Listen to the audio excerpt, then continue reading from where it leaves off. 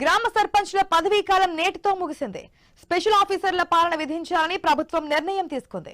కానీ సర్పంచ్లు మాత్రం ఎన్నికల షెడ్యూల్ వచ్చేంత వరకు తమనే పదవిలో కొనసాగించాలని కోరుతున్నారు. లేదంటే పెండింగ్ లో ఉన్న బిల్లులు మంజూరు చేసిన తర్వాత స్పెషల్ ఆఫీసర్ల పాలన కొనసాగించాలని పట్టుబడుతున్నారు. కానీ ప్రభుత్వం మాత్రం కొనసాగింపు ఉండదని తేల్చి చెప్పేసింది.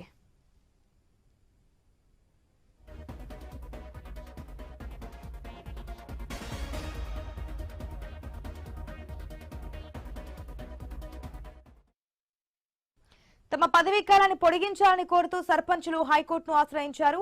ప్రత్యేక అధికారులను నియమించకుండా సకాలంలో ఎన్నికలు నిర్వహించేలా ప్రభుత్వాన్ని ఆదేశించాలని పిటిషన్ దాఖలు చేశారు. ఎన్నికలు నిర్వహించడం కుదరకపోతే తమ పదవీ కాలాన్ని పొడిగించేలా ప్రభుత్వాన్ని ఆదేశించాలని కోరారు. ప్రత్యేక ఆఫీసర్ల నియామకంపై స్టే ఇవ్వాలని హైకోర్టుకు విన్నవించుకున్నారు.